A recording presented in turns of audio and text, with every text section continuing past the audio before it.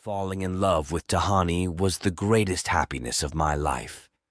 Imagining our future family together on this beautiful island filled me with excitement and hope. It was hard to believe that just months earlier, I was living on the streets of Philadelphia, washing cars for food.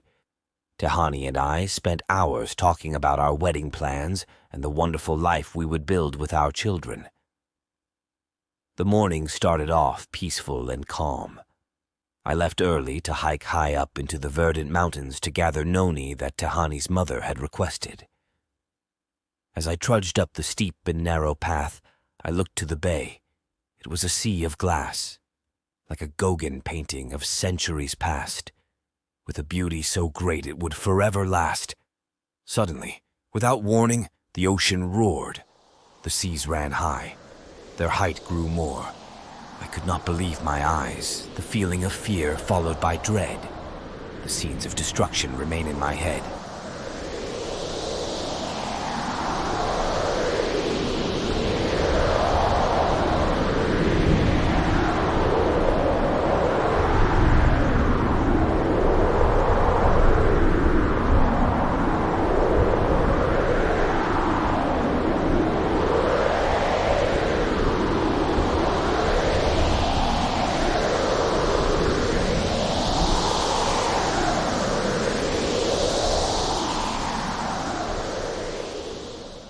My heart was beating like a runaway train. I became speechless as I watched a giant wall of water destroy everything in its path, with sheer power and speed, like nothing I had ever seen before.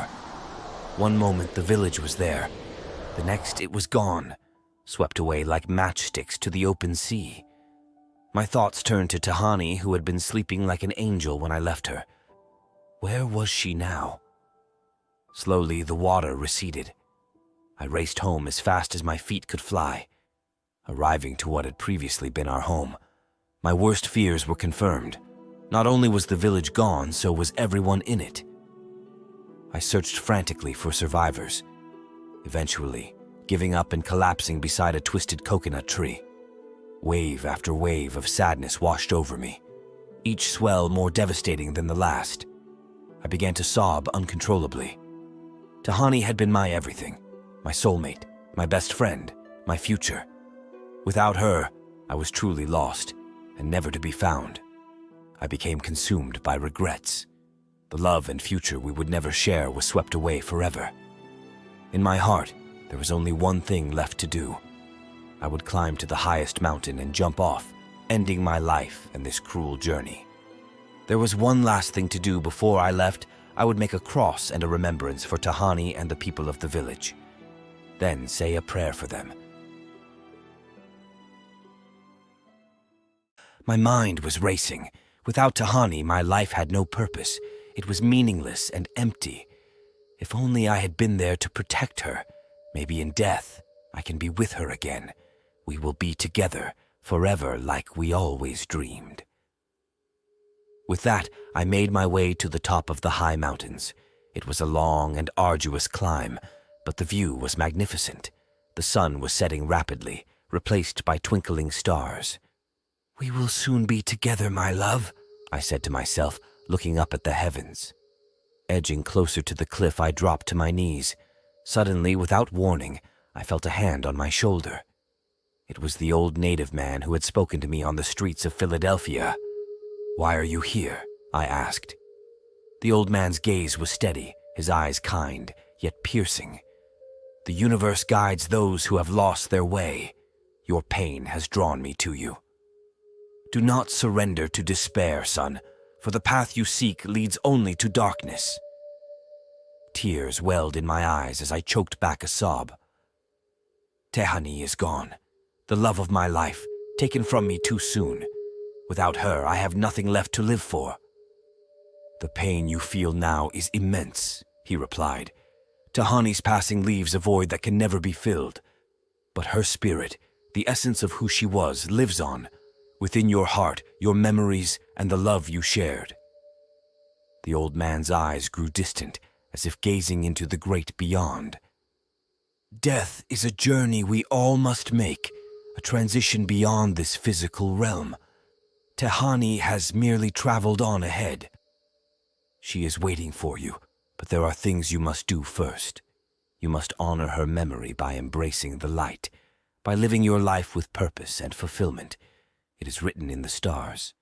His words made me see things from a different perspective. She would want me to create love and happiness, because that was her way. Maybe each of us is here on this planet to do the same. When I looked back at the old man, he was gone, and so was my desire to take my own life. Slowly, I made my way down the mountain path and back to the bay.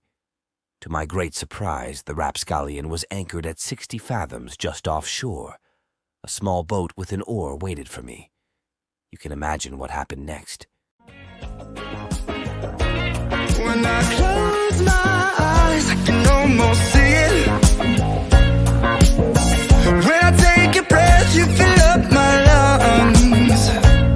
And if my mind works backwards just for a minute, I'd hold on to you before the memory's gone. I remember you, you lift my spirit. With you high is all I'm feeling. Remember how we felt alive. I remember you, you make me stronger. Can't go without it much longer. Remember, remember, I remember you, you lift my spirit. With you high is all I'm feeling. Remember how we felt alive. I remember you, you make me stronger. Can't go without it much longer. Remember, remember.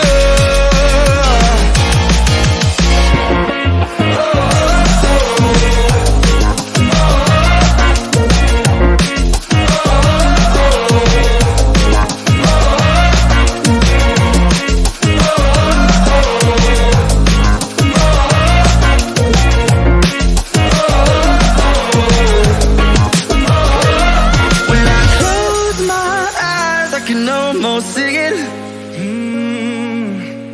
When I take a breath, you fill up my lungs. And if my mind